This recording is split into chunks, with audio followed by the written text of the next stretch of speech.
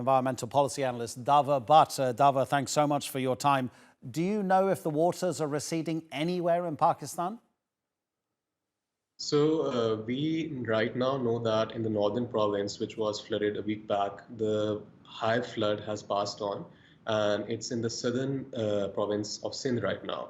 And 2 days ago, they had to breach the Manchar Lake, which is the largest freshwater lake in Pakistan and also one of the largest in Asia, because there was so much water in the lake. It was built up both by the torrential rains and there on the western side of Manchar, is the Suleiman Range. So the torrential rains in the mountains basically led to hill torrents rushing towards the lake as well. And along with these two factors, you have the Indus River, which is in high flood right next to the lake. So these three different regions of water have been adding to the lake, and it was about to burst 2 days ago. The officials decided that they're going to breach it near the city of Sevan to allow the waters to have another route to go into the Indus. The problem is the Indus itself is in high flood, and until the water recedes below 400,000 cusics, the lake cannot start emptying out into it. So right now they're just waiting. Last night the water at this lake was 600,000 cusics. So they're waiting for it to come down because 5 days from now they're expecting another spell of monsoon. So it's very, very critical right now. It's very important that at least the level of the lake goes down to manageable levels. So during the next spell, it can still absorb more rainfall. Right now, it's impossible to say how quickly it will happen. This entire region is just above 30 meters above sea level. It's really, really flat topography. So the water is very, very slow. It doesn't have a way to go out. And the chances are that parts of this region will remain inundated for 2 to 3 months at least. Dawar, everybody understands that the most immediate challenge is to help as many people as possible with as much help as possible. That includes food, shelter, drinking water, medicines, all of those.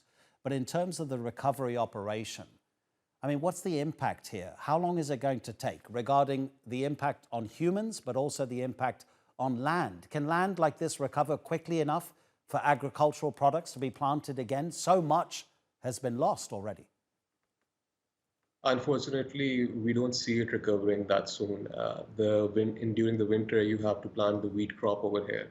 There's also another cycle of the sugarcane crop that goes during the winter.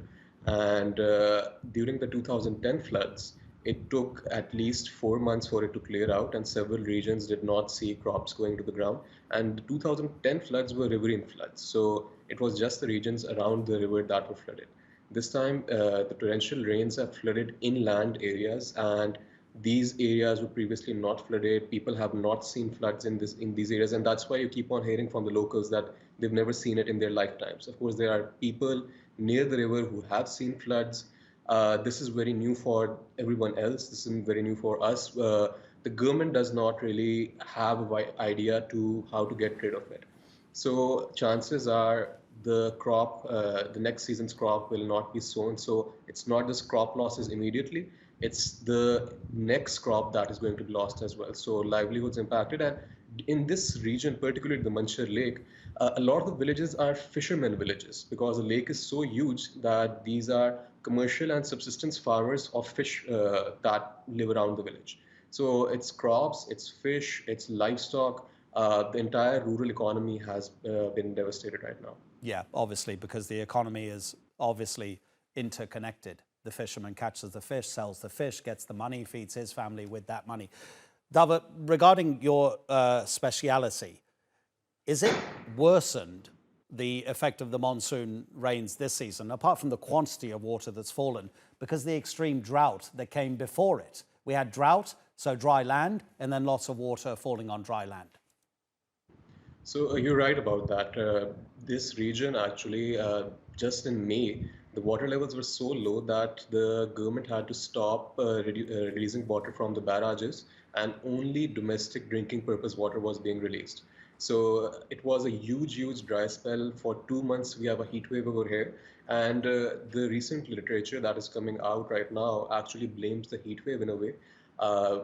Weather attribution, which is working on finding where this monsoon basically came from. They analyzed and said that the heat wave from March to May was made 30 times more likely because of the impact of climate change. And because of the high sea surface temperatures, that allowed a lot of moisture content into the air. And this is basically largely causing the torrential rains again and again. This has increased the whole extent of the monsoon season itself. The monsoon started 15 days earlier in mid-June.